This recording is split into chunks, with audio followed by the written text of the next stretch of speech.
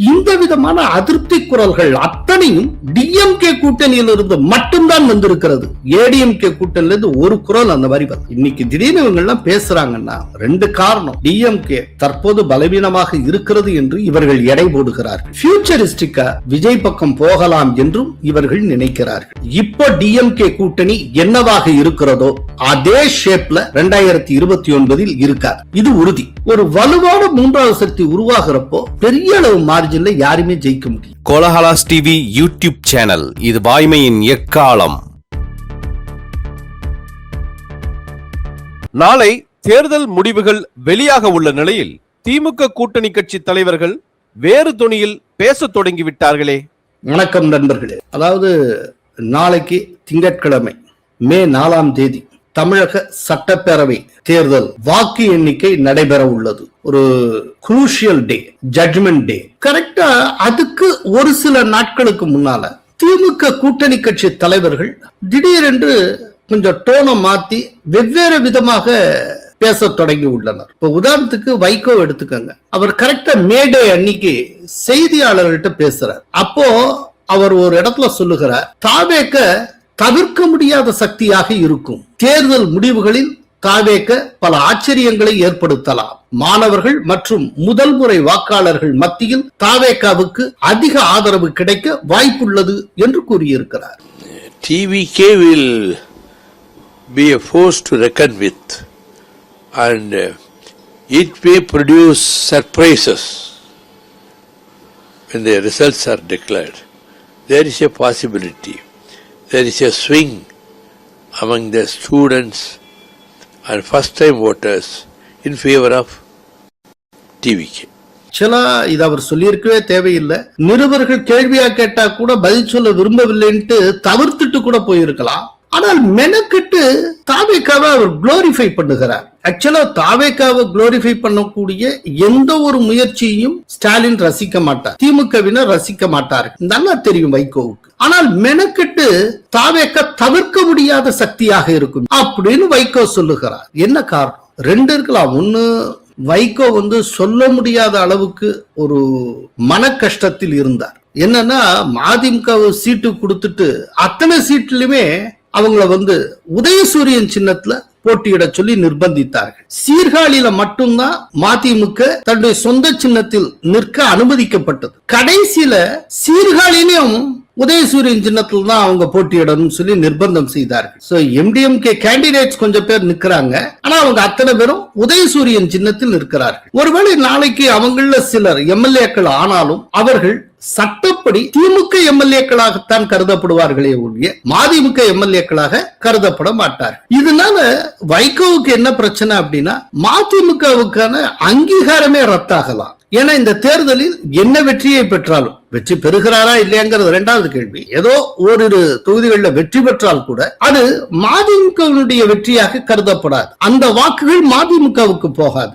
ஏன்னா ஒரு கட்சி தொடர்ந்து அங்கீகரிக்கப்பட்ட கட்சியா இருக்குன்னா இத்தனை விழுக்காடு வாக்குகளை அது பெற்றிருக்க வேண்டும்ங்கிற பல முன்னிபந்தனைகள் இருக்கு. அந்த ப்ரீ கண்டிஷன்ஸை வைகோ ஃபுல்ஃபில் பண்ண முடியாது. ஆனால் அவரால் பாவம் போராடி திமுக தலைமையோட மோதி ஜெயிக்க முடியாது. டிஎம்கே தலைமை சொன்னதுக்கெல்லாம் தலையாட்ட வேண்டிய ஒரு கட்டாயம். ஒருவேளை டிஎம்கே தலைமை அவரை கைவிட்டு விட்டதென்றால் அவர் அம்போ என்று ஆகிவிடும். ஆக்சுவலா இந்த தேர்தல் ஆரம்பத்திலேயே அவர் தாவேகா பக்கம் போவது அப்படிங்கிற ஒரு முடிவு எடுத்திருக்கலாம். ஆனால் அந்த முடிவை எந்த கட்சியுமே எடுக்கல. அந்த விதமான முடிவை எடுப்பதற்கான பிரகாசமான வாய்ப்பு காங்கிரசுக்கு இருந்தது. காங்கிரசும் எடுக்கல. எந்த கட்சியுமே எடுக்காததுக்கு என்ன காரணம்? என்னன்னா, தாவேகா எவ்வளவு ஸ்கோர் பண்ணுவாங்க அப்படிங்கறத பற்றி ஒருத்தருக்கும் ஒரு ஐடியாவும் இல்லாமல் இருந்தது. ஆனால் இப்போ தேர்தல் முடிந்திருக்கிற சூழ்நிலையில் முடிந்திருக்கக்கூடிய சூழ்நிலையில் தாவேகாவை பற்றிய பேச்சு பரவலாக அடிபடுகிறது. அதுக்கு ஒரு காரணம் ஆக்சிஸ் மை இந்தியா எக்ஸிட் போலா இருக்கலாம். தாவேகா மட்டுமே 100க்கும் அதிகமான தொகுதிகளில் வெற்றி பெறும் அவங்க அள்ளி விட்டுருக்கிறது ஒரு பெரிய காரணமாக இருக்கலாம். அதை தாண்டி தாவேகா பக்கம் சத்தம் ஜாஸ்தியாக இருக்கிறது. ஏன்னா இளைஞர்கள் அதிகம், ஃபர்ஸ்ட் டைம் ஓட்டர்ஸ் அதிகம், அதனால சத்தம் ஜாஸ்தியா இருக்கு. இந்த இப்போ நம்ம கண்ணுக்கு முன்னால பாக்குற இந்த சத்தம் சலனம் இதுக்கும் ரியாலிட்டிக்கும் தொடர்பு இருக்குமா இல்லையாங்கிறது நாளைக்கு தெளிவாகிவிடும். பட் நாளைக்கு ரிசல்ட் வர்ற வரைக்கும் இந்த சத்தம் அப்படியே கேரி அவுட் ஆகும். சோ இப்ப தாவேகா பற்றியும் விஜய் பற்றியும் தொடர்ந்து அடிபடக்கூடிய கருத்துகள் ஆக்சிஸ் மை இந்தியா கொடுத்திருக்கக்கூடிய ஃபிகர்ஸ் இதெல்லாம் வச்சு இப்போ டிஎம்கே கூட்டணி தலைவர்கள் வேறு விதமாக சிந்திக்க தொடங்கி உள்ளனர். அவங்க இனி எதிர்காலத்துல டிஎம்கே கூடவே இருப்பாங்கன்னு சொல்ல முடியாது. இப்ப லேசா குளோரிஃபை பண்ண தொடங்கி இருக்காங்க. அநேகமா 2029 தேர்தல்ல வைகோ தாவேகா அணியில் இருக்கக்கூடும். அதற்காக இப்பவே வைகோ துண்டு போட தொடங்கி விட்டார் அப்படின்னு கூட சொல்லலாம். ஏன்னா இங்க டிஎம்கே கூட்டல மரியாதையே இல்லாமல் இருந்தார். இப்ப தாவேகா பக்கம் போனால் குறைந்தபட்சம் ஒரு மரியாதையாவது கிடைக்கும், அப்படி அவர் யோசிக்கலாம். அதனாலதான் இப்பவே தாவேகாவை ரொம்ப குளோரிஃபை பண்ண தொடங்கி இருக்கிறார். விஜயை ரொம்ப பாராட்ட தொடங்கி இருக்கிறார். இன்னொன்னு, விஜய் பக்கம் போறதுல அவருக்கு பெரிய கஷ்டம்னு ஒண்ணு இருக்கக்கூடாது. அவரை பொறுத்தளவுல என்ன, பிஜேபியோட அவரால் கைகோர்க்க முடியாது. 2014 கைகோர்த்தவர் தான், பட் இப்போ கம்ப்ளீட்டா பிஜேபிக்கு எதிரான ஒரு ஸ்டாண்ட்ல இருக்கு. அப்படிங்கிறப்ப பிஜேபியோட இருக்கின்ற காரணத்தினால் ஏடிஎம்கேயோட என்னைக்கும் போக முடியாது. ஏடிஎம்கே இல்ல அப்படின்னா, அவைலபிளா இல்லைன்னா டிஎம்கே பக்கம் தான் போயாகணும். அப்படி ஒரு சிச்சுவேஷன் இருந்தது. இன்னைக்கு தேர்ட் அவென்யூவா விஜய்ங்கிற ஒருத்தர் கட்சியை ஆரம்பிச்சிருக்காரு. இப்ப நேற்றைக்கு வரைக்கும் விஜய பற்றின தயக்கம் என்னவாக இருந்ததுன்னா, இவர் எவ்வளவு ஓட்டு வாங்குவாரு, இவருக்கு ஏதாவது ஓட்டு கிடைக்குமா, இந்த விதமான சந்தேகங்கள் இருந்தன. இப்ப வந்திருக்கக்கூடிய எக்ஸிட் போல், அப்புறம் தொடர்ந்து தமிழகம் முழுக்க கிளப்பி விடப்படுகிற டாக்ஸ், சமூக ஊடகங்கள்ல தொடர்ந்து அடிபடக்கூடிய செய்திகள், இவற்றையெல்லாம் வைத்து சரி விஜயும் ஒரு பெரிய தலைவராக வருவதற்கு வாய்ப்பு இருக்கிறது, அவரும் ஒரு 20% மேல ஸ்கோர் பண்ணக்கூடிய தலைவராக வருவதற்கு வாய்ப்பு இருக்கிறது அப்படிங்கிற முடிவுக்கு திமுக கூட்டணி தலைவர்கள் வந்திருக்கிறார். சோ இப்ப அவங்களுக்குள்ள ஒரு நிம்மதி என்ன அப்படின்னா, டிஎம்கே விட்டு வெளியேறணும்னு முடிவு செய்தால் இன்னொரு அவென்யூ நமக்கு இருக்கிறது, தாவேகா பக்கம் போய்விடலாம் அப்படின்னு அவங்க நினைக்க தொடங்கி இருக்காங்க. அதனாலதான் ஒன்னு தாவேகாவை குளோரிஃபை பண்ற மாதிரி பேசியிருக்காங்க. அப்படி இல்லைன்னா டிஎம்கேயை எச்சரிக்கை பண்ணுகிற விதத்திலோ இல்லாட்டி டிஎம்கேயை விமர்சனம் பண்ணுகிற விதத்திலோ பேசி இருக்கிறார். இப்ப வைகோ இப்படி பேசி இருந்தான்னா, விழுப்புரத்துல மார்க்சிஸ்ட் கம்யூனிஸ்ட் கட்சி அலுவலகத்துல மே 2ஆம் தேதி மாலை முன்னாள் மாநில செயலாளர் கே பாலகிருஷ்ணன் செய்தியாளர்கள்ட்ட பேசுறாரு. அப்ப அவர் என்ன பேசினார்ங்கிறத பார்ப்போம். இந்த தேர்தலில் கூட மார்க்சிஸ்ட் கம்யூனிஸ்ட் கட்சி மற்றும் இந்திய கம்யூனிஸ்ட் கட்சிகளுக்கு குறைந்தது 6 தொகுதிகளை ஒதுக்க வேண்டும் என கோரிக்கை விடுத்திருந்தோம். அப்படியெல்லாம் கோரிக்கை வைத்த போதும் திமுக அதற்கு இடம் கொடுக்கவில்லை. இடதுசாரிகளுக்கு உரிய அங்கீகாரம் கொடுப்பதற்கு திமுக மறுத்து விட்டது. என்றாலும் கூட பிஜேபிக்கு தமிழ்நாட்டில் இடமளிக்க கூடாது என்பதற்காகவே நாங்கள் தேர்தலில் இணைந்து போட்டியிட்டோம். இன்றைக்கு இளைஞர்கள் மத்தியில் ஒரு கொந்தளிப்பான சூழ்நிலை ஏற்பட்டிருக்கிறது. தமிழக அரசியலில் மாற்றம் வேண்டும் என்று நினைக்கும் இளைஞர்களின் எழுச்சியை பார்க்கிறோம். இது வரவேற்கத்தக்கது, பாராட்டத்தக்கது என்று பாலகிருஷ்ணன் கூறியிருக்கிறார். மார்க்சிஸ்ட் கம்யூனிஸ்ட் கட்சிக்கும் இந்திய கம்யூனிஸ்ட் கட்சிக்கும் குறைந்தபட்சம் 6 இடங்களையாவது ஒதுக்கித்தர வேண்டும் என்று நாங்கள் எவ்வளவோ வற்புறுத்திய போதும் கூட திராவிட முன்னேற்ற கழக தலைமை அதுக்கு இடம் கொடுக்கவில்லை. ஒரு இடதுசாரிகளை, ஒரு கட்டுக்குள்ள இடதுசாரிகளுக்கு உரிய அங்கீகாரத்தை தருவதற்கு திராவிட முன்னேற்ற கழகம் மறுத்து விட்டது என்பதுதான் யதார்த்தமான உண்மை. ஆனாலும் கூட பாஜகவுக்கு தமிழ்நாட்டில் இடமளித்து விடக்கூடாது என்கிற அடிப்படையில் இந்த மதசார்பற்ற முற்போக்கு கூட்டணியோடு இணைந்து நாங்கள் தேர்தலில் போட்டியிட்டோம். வேறு எந்த தேர்தலை விட இந்த தேர்தலில் இளைஞர்கள் மத்தியில் ஒரு பெரிய எழுச்சி ஏற்பட்டிருக்குது என்பதை நம்மால் பார்க்க முடிகிறது. அதாவது வழக்கமாக தேர்தல் நடக்கிற நேரத்தில் இளைஞர்கள் வேறு எங்கேயாவது இருப்பாங்க. ஆனால் இந்த முறை அப்படி இல்லாமல் இளைஞர்கள் மத்தியில் ஒரு எழுச்சி ஏற்பட்டிருக்கு. தமிழ்நாட்டில் ஒரு மாற்றம் வேணும் என்கிற மாதிரியான ஒரு அரசியல் புரிந்துணர்வு ஏற்பட்டிருக்கு என்பதை தான் நாம் பார்க்க முடியும். எனவே அப்படிப்பட்ட இளைஞர்கள் ஒரு அரசியல் ரீதியாக இப்போ தேர்தலில் வாக்களிப்பது, ஒரு மாற்றம் வேணுங்கிற முறையிலே ஒரு நோக்கத்துக்கு வந்திருப்பது என்பது இளைஞர்கள் மத்தியில் ஏற்பட்ட எழுச்சி வரவேற்கத்தக்கது, பாராட்டத்தக்கது.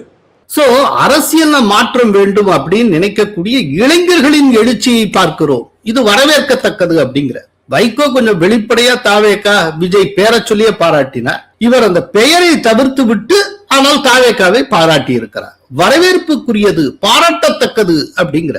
சோ இப்போ சிபிஎம்மும் துண்டு போட்டு விட்டது, தாவேகாவுக்கு துண்டு போட்டாச்சு. எதிர்காலத்துல தேவைன்னா டிஎம்கே கூட்டணியை கைவிட்டு கம்யூனிஸ்டுகள் தாவேகா பக்கம் நகர்வதற்கு தயங்க மாட்டார்கள் அப்படின்னு நாம் புரிந்து கொள்ளலாம். இன்னொன்னு, அவர் பேசுறப்ப இந்திய கம்யூனிஸ்ட் கட்சியை சேர்த்து வைத்து தான் பேசுகிறார். சோ இதே கண்ணோட்டத்துக்கு இந்திய கம்யூனிஸ்ட் கட்சியும் வரும் என்று நாம் எதிர்பார்க்கலாம். அதனால இப்பவே பாத்தீங்கன்னா 2029 தேர்தல்ல டிஎம்கே கூட்டணில வைகோ இருப்பாராங்கிற சந்தேகம், அதே போல 2 கம்யூனிஸ்ட் கட்சிகளும் இருக்குமா என்பது சந்தேகம். அந்த சந்தேகம் வாக்கு எண்ணிக்கைக்கு ஓரிரு நாட்களுக்கு முன்பே தொடங்கிவிட்டது. அடுத்தது விசிகாவுடைய தலைவர் திருமாவளவன், அவர் கூட்டணி கட்சிகள் போட்டியிடும் இடங்களில் தன்னுடைய கட்சியினரே ஒத்துழைப்பு தரவில்லை என்று புகார் எழுந்திருக்கிறது என விமர்சித்திருக்கிறார். சோ தன்னுடைய கட்சிக்காரங்க டிஎம்கேக்காக சரியா உழைக்கல அப்படிங்கறத தன்னுடைய காணொலியிலே அவர் ஒப்புக்கொண்டிருக்கிறார். அவர் தன்னுடைய முகநூல் பக்கத்துல பகிர்ந்து கொண்டிருக்கக்கூடிய காணொலியில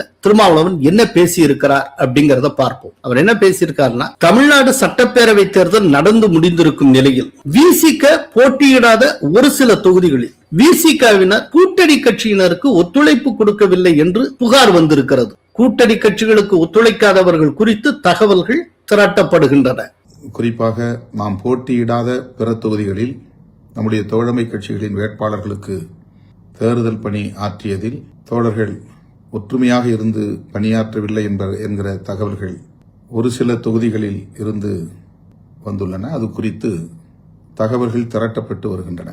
திமுக உடனான தொகுதி பங்கீட்டில் நாம் இரட்டை இலக்க தொகுதிகளை எதிர்பார்த்தோம், அது கிடைக்கவில்லை. அதற்காக நாம் முரண்டு பிடித்து இழுபறி நிலையை உருவாக்கவில்லை. கூட்டணியில் சங்கடமான சூழலை உருவாக்க விரும்பவில்லை. கூட்டணியை பலவீனப்படுத்தக் கூடாது என்று நானே முடிவெடுத்தேன். மேலோட்டமாக பார்த்தால் இது ஏமாளித்தனம் போல தெரியும். பொறுப்புணர்வோடு ஆய்வு செய்தால் நம் பெருந்தன்மையை புரிந்து கொள்ள முடியும். ஆனால் அதனையும் பலர் இங்கு கொச்சைப்படுத்துகிறார்கள் என்று கூறியிருக்கிறார். தேர்தல் தொகுதி பங்கீடு தொடர்பான பேச்சுவார்த்தையின் போது இரட்டை இலக்கத்தில் நமக்கு இடம் வேண்டும் என்று உயர்நிலைக்குழுவிலே நாம் தீர்மானம் போட்டோம். தொடர்ந்து அதை வலியுறுத்தி வந்தோம். ஆனாலும் நம்மால் இரட்டை இலக்கத்தை எட்ட முடியவில்லை. அதற்கு நான் முரண்டு பிடிக்கவில்லை. பேரம் என்கிற பெயரில் இழுபறி நிலையை உருவாக்கவில்லை. கூட்டணியில் ஒரு சங்கடமான சூழலை உருவாக்க நான் விரும்பவில்லை. அது கூட்டணியை பலவீனப்படுத்துவதற்கு காரணமாக அமைந்துவிடக் கூடாது, யாருக்கும் தீனி போடக்கூடாது என்கிற பொறுப்புணர்வோடு நானே ஒரு முடிவெடுத்து ஒப்பந்தத்தில் கையெழுத்திட்டேன். மேலோட்டமாக பார்த்தால் அது ஒரு ஏமாளித்தனம் போல் தெரியும். பொறுப்புணர்வோடு ஆய்வு செய்து பார்த்தால் அதில் நம்முடைய பெருந்தன்மையை புரிந்து கொள்ள முடியும். ஆனால் அதையும் பலர் இங்கே கொச்சைப்படுத்தினார்கள், இன்னும் கொச்சைப்படுத்துவார்கள். அவற்றையெல்லாம் நாம் பொருட்படுத்த தேவையில்லை. சோ வாக்கு எண்ணிக்கைக்கு இன்னைக்கு ஒரு நாள் மட்டுமே இருக்கிற சூழ்நிலையில கூட்டணி கட்சியினருக்கு ஒத்துழைப்பு தரவில்லை என்னுடைய கட்சியினர் அப்படின்னு சொல்லி திருமாவளவனே அதிருப்தி தெரிவித்திருப்பது. அதே போல நாம இரட்டை இலக்கத்துல கேட்டோம், அதெல்லாம் ஒன்னும் கொடுக்கல, அது வருத்தத்துக்குரியதுதான். பட் இருந்தாலும் கூட்டணியை பலவீனப்படுத்த கூடாது அப்படின்னு தான் நான் அந்த முடிவெடுத்தேன். அது ஏமாளித்தனம்னு சில பேர் சொல்லலாம், ஆனால் பொறுப்புணர்வோடு பார்த்தால் அது பெருந்தன்மை அப்படியெல்லாம் சொல்லி மெனக்கெட்டு இத கவுண்டிங்க்கு சில நாட்களுக்கு முன்னால சொல்லுகிறார். ஆக்சுவலா எலெக்ஷனுக்கெல்லாம் ரொம்ப முன்னாலேயே தொகுதி பங்கீடு முடிஞ்சாச்சு. புலம்ப வேண்டிய அளவுக்கு அப்பவே புலம்பியாச்சு. எப்ப விசிகாவுடைய வேட்பாளர் பட்டியலை திருமாவளவன் அவர்கள் வெளியிட்டாரோ அப்பவே புலம்ப வேண்டிய அளவுக்கு அவர் புலம்பி விட்டார். இதை கேட்டே அதை கொடுத்தாங்க, அதை கேட்டே இதை கொடுத்தாங்க அப்படின்னு சொல்லி நிறைய புலம்பி தீத்தாச்சு. அரூர் வேண்டும் என்று வலியுறுத்தி கேட்ட நிலையில் நமக்கு அரக்கோணத்தை தந்தார்கள். பல்லாவரம் வேண்டும் என்று கேட்ட நிலையில் பன்ருட்டியை தந்தார்கள். இப்படி கடைசி நிமிடத்தில் முடிவானது. இப்ப திரும்பவும் இரட்டை எண்ணிக்கையில நாங்க கேட்டோம், ஆனா கொடுக்கல, அதை கொடுக்கல, இதை கொடுக்கல, இதெல்லாம் எதுக்காக சொல்லணும்? திருமாவளவன் டாக்ஸ்ல விஜய் குளோரிபிகேஷன் பெருசா இல்ல, ஆனால் திமுக மீதான விமர்சனம் அதிகமாக இருக்கிறது. இப்ப டிஎம்கேக்கு தன்னுடைய கட்சியினர் ஒத்துழைப்பு தரல அப்படின்னா அதை தன்னுடைய கட்சிக்குள்ளேயே விசாரித்து சத்தமே இல்லாமல் நடவடிக்கை எடுத்து விட்டு போகலாம். இதை பகிரங்கப்படுத்த வேண்டிய அவசியம் என்ன இருக்கு? எதுக்காக பகிரங்கப்படுத்தும்? அப்படின்னா இது யாருக்கு இந்த தகவலை சொல்ற? நீங்க எங்கள்கிட்ட சரியா நடந்துக்கலைன்னா என்னுடைய கேடர்ஸ் இப்படித்தான் நடந்துப்பான், உங்களுக்கு ஒத்துழைப்பு கிடைக்காது அப்படிங்கிற அர்த்தமா? இல்லாட்டி இந்த தேர்தலில் எங்க கூட்டணிக்குள்ள ஒருத்தருக்கொத்தர் சரியா ஒத்துழைக்கல, அதனால ரிசல்ட் வேற விதமா தான் வரும் அப்படிங்கறத சொல்லாமல் இண்டிகேட் பண்ணுகிறாரா திருமாவளவன்? என்ன சொல்ல வருகிறார்? இது ஆக்சுவலா டிஎம்கேக்கு விசிகவினர் ஒத்துழைப்பு தரல அப்படிங்கிற ஒரு விஷயம் அவங்க இன்னர் பார்ட்டி அஃபேர், அது அவங்களுடைய உட்கட்சி பிரச்சனை. இது சம்பந்தமா அவர் விசாரிக்கலாம், நடவடிக்கை எடுக்கலாம், என்ன வேணாலும் பண்ணலாம். இதை பொதுவெளியில வைக்க வேண்டிய அவசியமே இல்லை. அப்படின்னா இதன் மூலம் அவர் சொல்ல வருவது என்னங்கிறதா நம்முடைய கேள்வி. சோ இப்ப இந்த தேர்தலில் டிஎம்கே தலைமை எப்படி நடந்து கொண்டதோ அதுபோல எதிர்காலத்திலும் நடக்கும் என்றால் என்னுடைய கட்சியினர் இவ்வாறுதான் நடந்து கொள்வார்கள் அப்படின்னு அவர் சொல்ல வருகிறார். இன்னொன்னு, இப்ப வரைக்குமே திமுக மேல நாங்கள் அதிருப்தியுடன் இருக்கிறோம் என்பதையும் திருமாவளவன் ரொம்ப தெளிவாக பதிவு செய்திருக்கிறார். இது எல்லாத்துக்கும் மேல நம்ம தமிழ்நாடு காங்கிரஸ் மேலிட பொறுப்பாளர் கிரீஷ் சோடங்கர் ஒரு இன்டர்வியூல சொல்லி இருக்கிறார், தமிழக அரசியல் களத்தில் இனி ஒருபோதும் காங்கிரஸ் கட்சி அமைதியாகவோ அல்லது வெறும் நடுநிலை வகிக்கும் பார்வையாளராகவோ இருக்காது. தேர்தலில் எங்களுக்கான வெற்றியை பதிவு செய்தவுடன் அத்துடன் நின்று விடாமல் மாநில அரசில் எங்களுக்கான நியாயமான உரிமையை கேட்டு பெறுவோம் அப்படின்னு தெரிவித்திருக்கிறார். Let's say during the negotiation going on, we put this our demand. So we'll see, we'll wait for the election results. But definitely we'll have to take our political positioning in Tamil Nadu. We cannot be a neutral player anymore there. We have to be either in the government or we have to be in the opposition. We have to decide without which we'll not able to grow our party in Tamil Nadu. ஆக்சுவலா தொகுதி பங்கீடுக்கு முன்னால வரைக்கும் அவர் என்ன சொல்லி கொண்டு இருந்தாரோ அதை எலெக்ஷன்லாம் முடிஞ்சு கவுண்டிங் ஆரம்பிக்கிறதுக்கு 2 நாளைக்கு முன்னால மீண்டும் ஆரம்பித்து இருக்கிறார். எங்களுக்கு பங்கு கொடு அப்படின்னு கேட்டிருக்காரு. அதாவது இதுல ஒரு விஷயம் இருக்கு, முதல்ல பங்கை பெறக்கூடிய அளவுக்கு காங்கிரஸ்ல யாராவது ஜெயிப்பார்களா அது தெரியல. 28 தொகுதியில அவங்க எந்த அளவுக்கு ஜெயிக்க போறாங்கிறது ரொம்ப சந்தேகத்துக்குரியது. ஸ்ரீபெரும்புதூர்ல செல்வ பெருந்தகை ஜெயிப்பதே கடினம் என்று சொல்லப்படுகிறது. இதெல்லாம் தாண்டி அவங்க ஜெயிக்கிறாங்களோ தோக்குறாங்களோ அதெல்லாம் 2வது விஷயம், அது நாளைக்கு தெரிஞ்சிடும். கிரீஷ் சோடங்கர் சொல்லி இருக்கிற சாரம் ரொம்ப முக்கியம். எங்களுக்கு நியாயமான உரிமை வேண்டும், அதை கேட்டு பெறுவோம்னு சொல்லி இருக்கிறாரு பாருங்க, அதுதான் ரொம்ப முக்கியம். சோ இப்ப அழுத்தம் கொடுத்தால் பணிய வேண்டிய இடத்தில் திமுக இருக்கிறது என்று அவர் நினைக்கிறார். டிஎம்கே இன்னைக்கு தேதிக்கு பலவீனமாக இருக்கிறது என்று கிரீஷ் சோடங்கர் ஒரு கணக்கு போடுகிறார். அதுதான் இந்த வெளிப்பாடு. இதுல இன்னொரு ஒட்டுமொத்தமா கவனிச்சீங்கன்னா ஒரு முக்கியமான விஷயத்தை நீங்க அப்சர்வ் பண்ணலாம். இந்த விதமான அதிருப்தி குரல்கள் அத்தனையும் டிஎம்கே கூட்டணியில் இருந்து மட்டும்தான் வந்திருக்கிறது.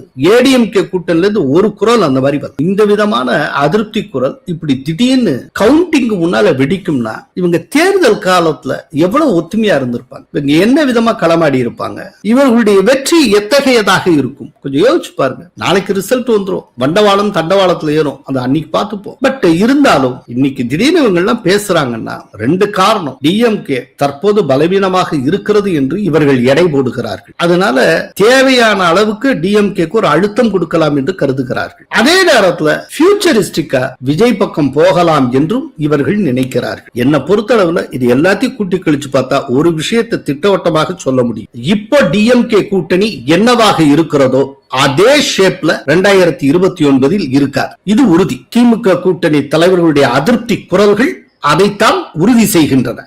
தத்தமது கட்சியின் முக்கிய தலைவர்களை எடப்பாடியாரும் ஸ்டாலினும் அடுத்தடுத்து சந்தித்திருக்கிறார்களே. அதாவது முக்கியத்துவம் வாய்ந்த சந்திப்புகள் 2 தரப்பிலும் நடந்திருக்கின்றன. இப்ப ஃபர்ஸ்ட் எடப்பாடி பழனிசாமி எடுத்துக்கலாம். சேலம் நெடுஞ்சாலை நகரில் இருக்கக்கூடிய வீட்டில் எடப்பாடி பழனிசாமி அவர்களை அவருடைய கட்சி நிர்வாகிகள் முன்னாள் அமைச்சர்கள் சந்தித்து பேசி வருகின்றனர். இதுல ஏடிஎம்கே எம்பி தம்பிதுரை, முன்னாள் அமைச்சர் எஸ்பி வேலுமணி ஆகியோர் வெள்ளிக்கிழமை தனித்தனியே சந்தித்து பேசினர். அப்புறம் இந்த சந்திப்பை தொடர்ந்து சேலம் புறநகர் மாவட்ட செயலாளர் இளங்கோவன், முன்னாள் அமைச்சர்கள் KP Munusamy, C Vijayabaskar, OS Maniyan, Karur MR Vijayabaskar ஆகியோர் சனிக்கிழமை எடப்பாடி பழனிசாமி அவர்களை சந்தித்து பேசியிருக்கிறார்கள். அப்போ வெற்றி வாய்ப்பு, அரசு அமைப்பது குறித்து, அமைச்சரவை உருவாக்கம், இதெல்லாம் குறித்து அவர்கள் ஆலோசனை நடத்தியதாக கூறப்படுகிறது.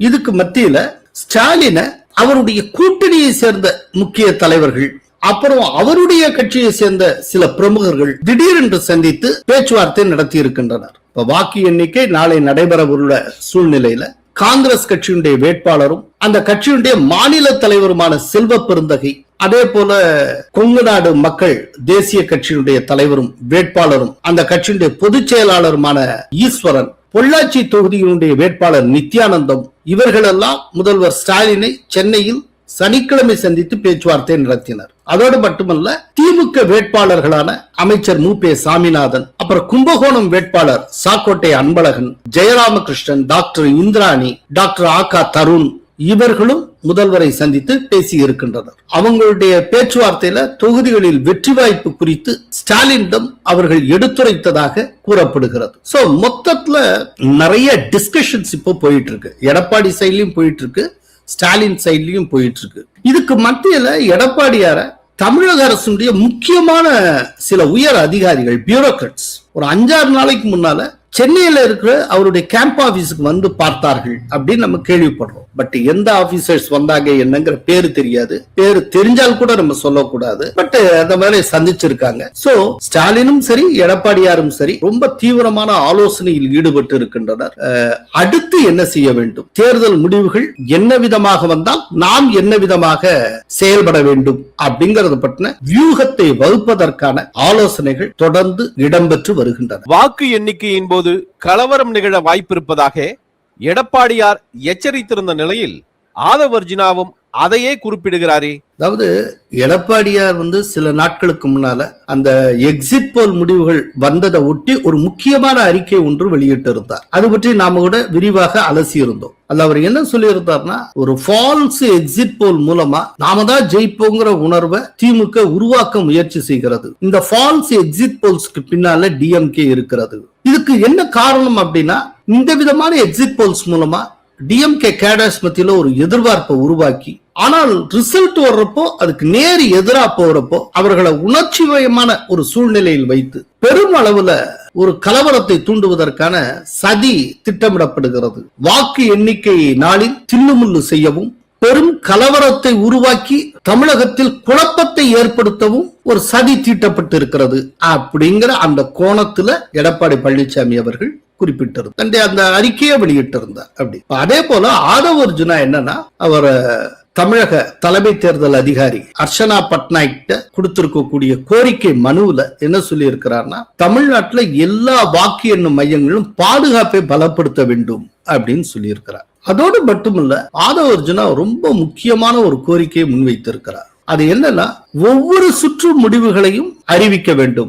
மொத்தமாக கடைசியில வச்சு எலெக்ஷன் ரிசல்ட் அனௌன்ஸ் பண்ண கூடாது அப்படின்னு அவர் கோரிக்கை விடுத்திருக்கிறார். ஆனால் அதற்கு தலைமை தேர்தல் அதிகாரி அர்ச்சனா பட்நாயக் என்ன பதில் சொல்லி இருக்கிறார்னா, வழக்கம் போல தேர்தல் ஆணையம் வாக்கு எண்ணிக்கையை எப்படி நடத்துமோ அது போல நடத்தும் அப்படின்னு அவங்க சொல்லி இருக்காங்க.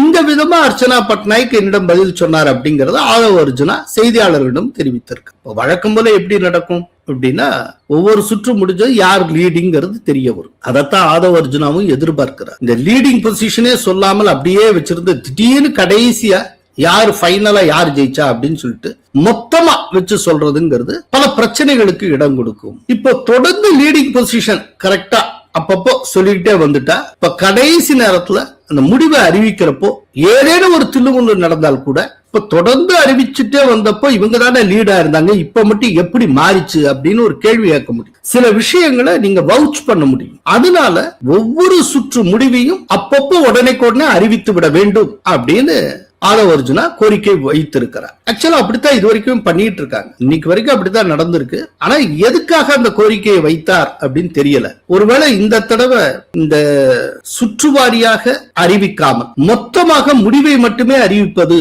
அப்படிங்கிற ஒரு திட்டம் தேர்தல் ஆணையத்திடம் இருந்ததா என்னன்னு தெரியாது, நமக்கு அது தெரியாது. ஆனால் ஆதவ் அர்ஜுனா அதை மெனக்கட்டு ஒரு கோரிக்கையாக முன்வைத்திருக்கிறார். பட் அதே நேரத்துல தேர்தல் கமிஷன் தரப்புல இதுவரைக்கும் எப்படி ஃபாலோ பண்ணிருக்கோமோ அதே நடைமுறையை பின்பற்றுவோம் சொல்லியிருக்காங்க. அப்படின்னா ஒவ்வொரு சுற்றுவாரியாக முன்னிலை நமக்கு தெரியப்படுத்துவார்கள் அப்படிங்கறதா. இதுல இந்த கலவரம் சதி இதெல்லாம் கொஞ்சம் யோசிக்க வேண்டிய விஷயங்கள். இது ரொம்ப ஈஸியா எடுத்துக்க முடியாது. திடீர்னு ஏமாற்றம் அடைந்த தரப்பு என்ன வேண்டுமானாலும் செய்யலாம், எப்படி வேணுமானாலும் பண்ணலாம். இந்த தடவை ஒரு பெரிய குழப்பம் ஏற்படும் அப்படின்னு எதிர்பார்க்கறதுக்கு ஒரு அடிப்படை காரணம் இருக்கு. ஒரு வலுவான மூன்றாவது சக்தியாக விஜய் உருவெடுத்திருக்கிறார். அது கட்சி மாச்சரியங்களுக்கு அப்பாற்பட்டு ஒப்புக்கொள்ள வேண்டிய ஒரு விஷயம். அதைத்தான் வைக்கவும் செய்திருக்கிறார். ஒரு வலுவான மூன்றாவது சக்தி உருவாகிறப்போ பெரிய அளவு மார்ஜின்ல யாருமே ஜெயிக்க முடியும். மார்ஜின் குறைவாத்தார். இப்போ மார்ஜின் குறைவா இருந்தால் ஒரு சில சுற்றுல அவர் லீட் பண்ணுவார், ஒரு சில சுற்றுல இன்னொருத்தர் லீட் பண்ணுவார்.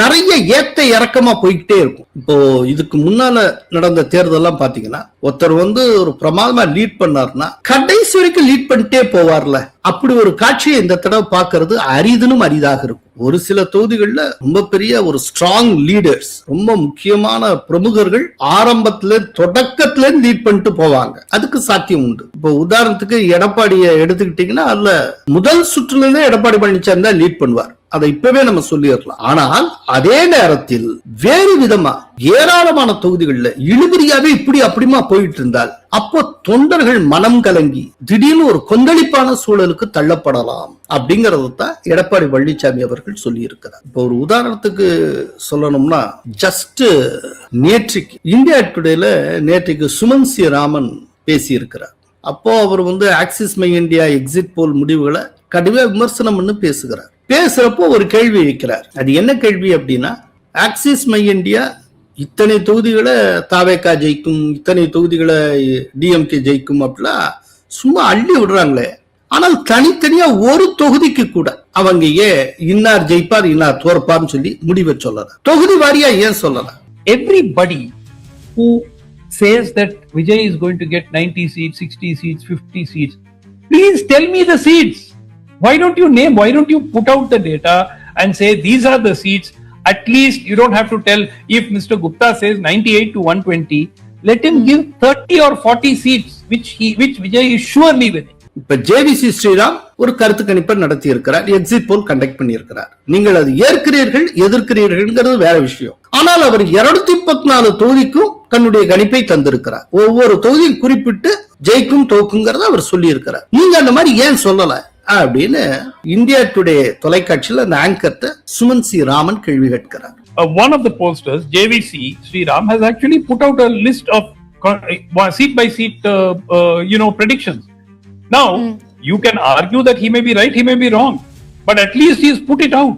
அப்போ அந்த ஆங்கர் சொல்றாங்க, குறிப்பிட்டு சொல்லாமல் இருக்கலாம், ஆனால் ஒரு சில விஷயங்கள் ஒரு சில தொகுதிகள்ல நாங்க சொல்லி இருக்கோமே. இப்போ ஒரு உதாரணத்துக்கு சொல்றோம், கொளத்தூர்லயும் சரி, அதே போல உதயநிதி ஸ்டாலின் போட்டியிடக்கூடிய தொகுதியிலையும் சரி அவர்களே போராடுவார்கள் அப்படிங்கிற மாதிரி நாங்க சொல்லி இருக்கோமே அப்படின்னு சொல்றாங்க. அப்போ உடனே சுமன் சி ராமன் கேள்வி கேட்கிறார், எங்க அவங்க டாப் லீடர்ஸ்ங்க, அப்ப அவங்க 2 பேருமே வெற்றி பெறுவதற்கு திணறுவார்கள் அப்படின்னு ஆக்சிஸ் மை இந்தியா கருதினா எப்படி ஆக்சிஸ் மை இந்தியா டிஎம்கேக்கு 110 சீட்டு ஜெயிக்கும் கொடுத்தது? ஒண்ணு கூட லாஜிக்கோட இல்லையே அப்படின்னு அவர் சொல்லி இருக்கிறார். Even in seats, he says, even in seats like that of Stalin's, Kolatur, Chepok, he says that will also be very, very tough and that will be tough fights. And again, it doesn't add up. Imagine if Stalin and Udayanidhi are likely to face a tough fight and lose, and the DMK gets 110 seats. I mean, how insane is that? இப்போ இந்த ஆங்கருக்கும் சுமந்துக்கும் நடந்த சம்வாதம் நம்முடைய விஷயமே இல்லை. அந்த anchor சொன்ன ஒரு விஷயம் ரொம்ப முக்கியமானது. அது என்ன? ஸ்டாலினும் உதயநிதி ஸ்டாலினுமே வெற்றி பெற போராட வேண்டிய ஒரு சூழ்நிலை இருக்கும் என்பதை சுட்டி காட்டியிருப்பது. இப்ப ஆக்சிஸ் மை இந்தியா சொன்ன மாதிரி நடக்குமா இல்லையான்னு நமக்கு தெரியாது, அது வேற விஷயம். அப்படி ஒன்று நடந்தால் அந்த தொகுதியில வாக்கு எண்ணிக்கை நடைபெறும் மையத்தை சுற்றின இடங்கள்ல எவ்வளவு பெரிய பதற்ற நிலை உருவாகி இருக்கும்னு கொஞ்சம் யோசிப்பார். அப்படி ஒன்று நடந்தா சொல்றேன், அப்படி ஒன்று நடக்கும்னு நான் சொல்லல, இந்தியா டுடே ஆங்கர் சொன்னது போல நடந்தால் என்ன ஆகும்? சென்னையில இருக்கக்கூடிய அந்த கொந்தளிப்பான சூழ்நிலை கொஞ்சம் யோசிச்சு பாருங்க.